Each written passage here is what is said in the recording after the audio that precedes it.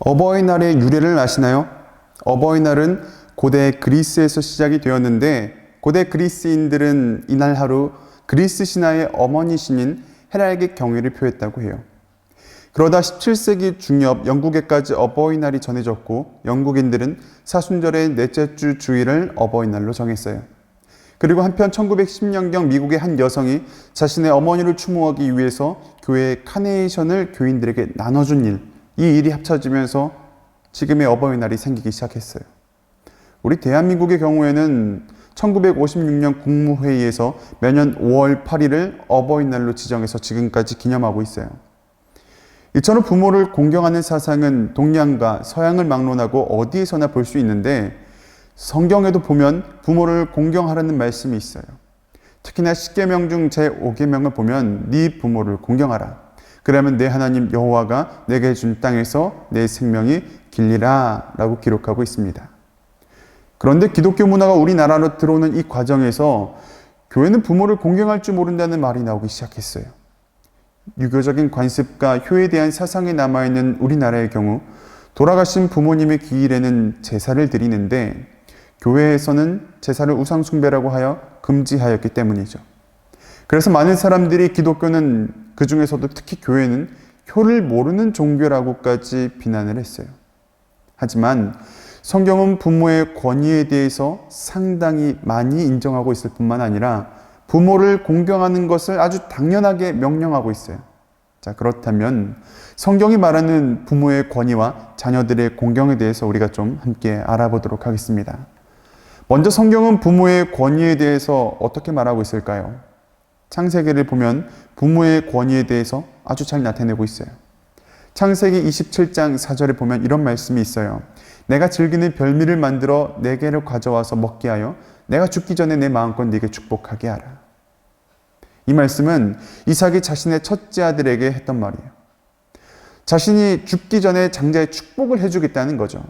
특히나 이삭이 주는 이 장자의 축복이란 하나님의 언약을 계승한다는 점에서 의미가 커요. 이처럼 부모는 자기 자녀를 축복할 수 있는 권위가 있어요.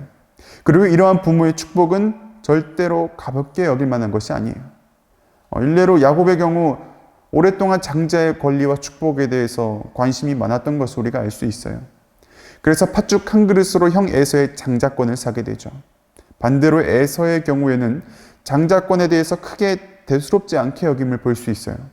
그리고 이 사건의 연장선으로 야곱은 형 에서가 받을 장자의 축복까지 가로챘어요. 야곱이 장자가 받을 그 아버지의 축복까지 가로챌 수 있었던 이유 중에 하나는 어머니 리브가의 도움이 컸어요. 평소 리브가는 야곱을 더 좋게 봤어요. 왜냐하면 에서의 경우에는 부모의 마음에 근심을 만들었기 때문이에요. 이삭이 야곱을 축복하는 그 창세기 27장 바로 직전의 말씀을 보면 에서가 부모의 마음에 근심을 지은 구체적인 사건을 언급해요. 창세기 26장 34절부터 35절은 이렇게 기록해요. 에서가 40세 해쪽 속 부에리의 딸 유딕과 해쪽 속 엘론의 딸 바스맛을 아내로 맞이하였더니 그들이 이삭과 리브가의 마음에 근심이 되었더라. 에서가 가나안 여인과 결혼을 한 것이 부모의 마음에 근심이 되었어요. 다른 신을 섬기는 여인을 아내로 맞이한 것, 이게 문제가 되었던 거죠. 에서는 부모의 기대를 실망으로 만들었어요. 그에 반해 야곱은 꾸준히 부모의 권위와 축복에 대한 그 사모함이 있었던 거죠. 리브가는 그런 야곱이 이삭의 축복을 받을 수 있도록 모든 일을 계획하고 실행했던 거예요. 그래서 야곱이 장자의 축복을 받을 수 있었던 거죠. 그런데 부모를 공경하라고 했더니 부모를 공격하는 사람들이 있어요. 2019년 어떤 기사를 보니 자식이 부모를 죽이는 일이 있었어요. 아들이 자신의 어머니를 칼로 찌른 거죠. 이런 패륜에 관해서 성경은 뭐라고 말할까요? 출애굽기 21장 17절에 보면 이렇게 기록해요. 자기의 아버지나 어머니를 저주하는 자는 반드시 죽일지니라. 성경은 패륜에 관하여 굉장히 심각하고 엄중하게 다루고 있어요. 신명기 27장 16절에서도 마찬가지예요. 그의 부모를 경홀히 여기는 자는 저주를 받을 것이라 할 것이요 모든 백성은 아멘 할지니라. 경홀히 여긴다는 것은 곧 하찮게 여긴다는 뜻이에요. 자신의 부모를 하찮게 여기며 순종하지 않는 자녀는 저주를 받을 거라고 공식적으로 선포하고 있어요. 이처럼 불효 자식에 대한 저주와 심판이 강력한 것은 이 땅에서 가지는 그 부모의 권위, 그 강력한 권위 때문에 그래요. 부모는 자녀에게 생명을 주었을 뿐 아니라 자녀를 양육하고 축복하기까지 하나님의 권위를 대행하는 자예요. 그러므로 부모를 하찮게 취급하는 것은 곧 자신의 생명의 근원을 가볍게 여기는 것이며 동시에 하나님의 권위를 무시하는 처사라고도 할 수 있는 거죠.